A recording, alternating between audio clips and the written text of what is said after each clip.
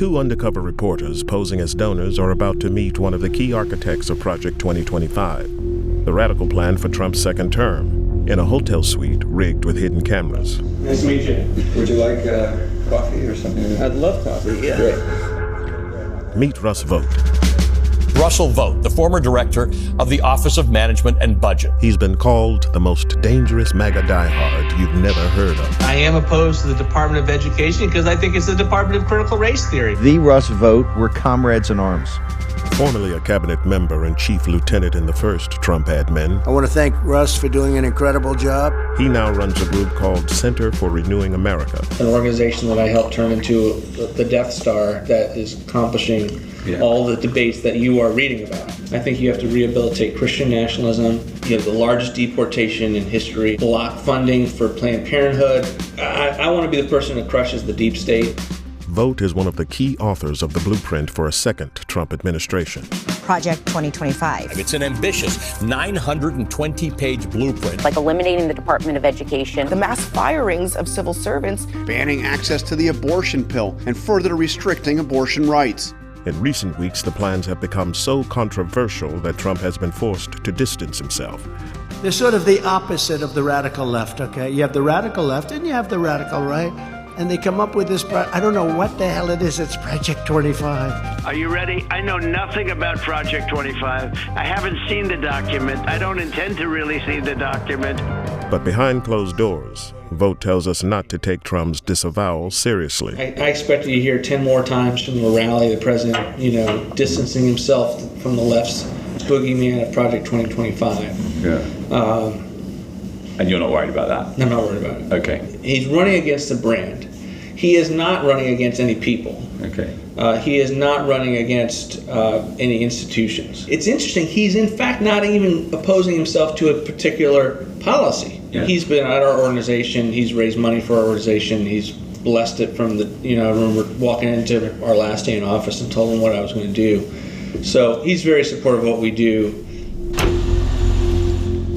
Our investigation into Project 2025 began 2 weeks before the meeting with Vought at a conference for religious nationalists in D.C. The truth is, Christian nationalism is not a threat to American democracy. Christian nationalism founded American democracy. Journalists from the Center for Climate Reporting have come posing as potential donors, looking to meet those involved in Project 2025. They're not hard to find. The Heritage Foundation, the group running the project, are here. So is Vought's think tank. We make the acquaintance of Mika Meadowcroft, an author on Project 2025 and a close aide to Vought. He tells us that Vought is running the secretive second phase of Project 2025. And the second phase, after the book came out, was to break down actual sort of policy packets and executive orders and agenda items and things like that. That's been supervised largely by us. The first phase of Project 2025 was a 922-page policy book published openly. The second phase is a comprehensive, concrete transition plan for each federal agency. These much more detailed plans are confidential. Yeah. Because obviously you want as little of it to be FOIA-able, if you're familiar with the FOIA process, as possible. Freedom of Information Act, yeah. The Freedom of Information Act allows the public to request government communications, but Meadowcroft reveals they plan to avoid these rules. Yeah, the goal is, familiarize all the transition team people with these plans, but you don't actually send them to their work emails, because then, you could just give the handbooks to everyone, be like, this is the game plan for the admin. Yeah. But if the press knows that that's what you're doing, that they're going to immediately just say, I request all of your emails from Heritage. Okay. You right. Worker. I see. So we'll see. Interesting. Meadowcroft offers to set up a meeting with his boss, Russ Vought.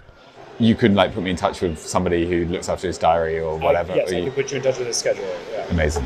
So, yeah. Great. So just tell me when to do that. We want to meet the man writing the game plan for Trump's second administration. Vought believes that in his first term, Trump's agenda was frustrated by what he calls the deep state.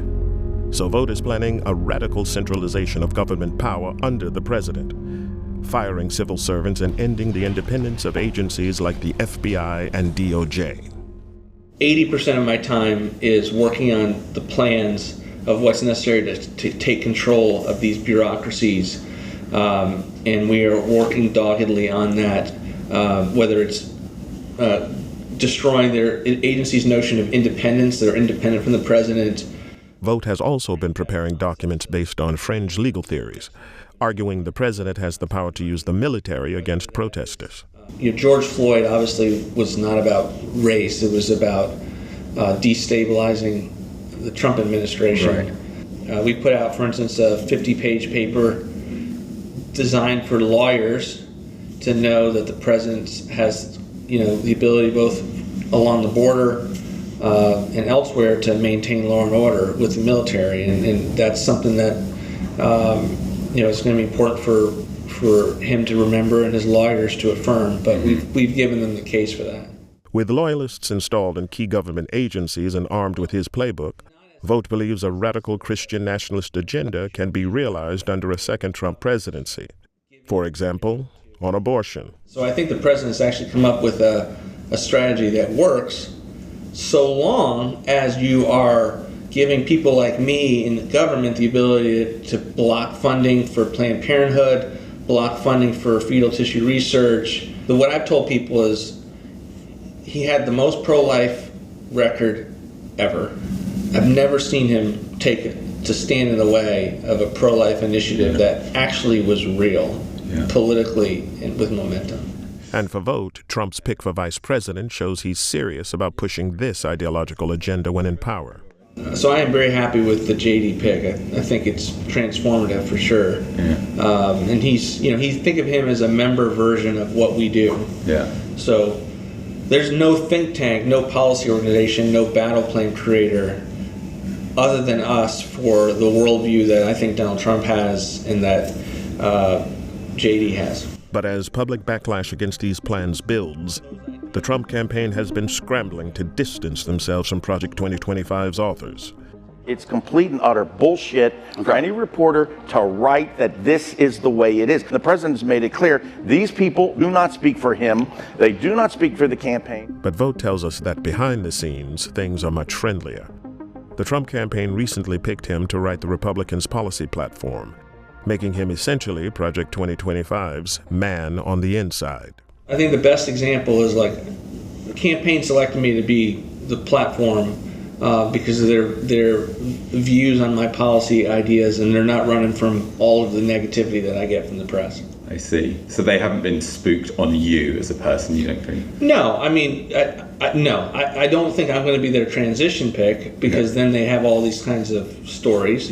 But no, the relationship is great. The head of the Trump transition team has not yet been appointed. But Vogt says that no matter who is named, he'll be able to hand over his Project 2025 battle plans directly. If it's someone like Stephen Miller or Bob Lighthizer, then all this stuff gets plugged right in. If it's not, we'll figure it out.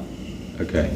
But all of it will be designed for a theory of the case that President, if a battle plan is out there that will do what he wants, there are the people like me that have his trust that will be able to get it to him in whatever position we're at, or I could be at Center for New America, but the relationships will be there, the trust level will be there.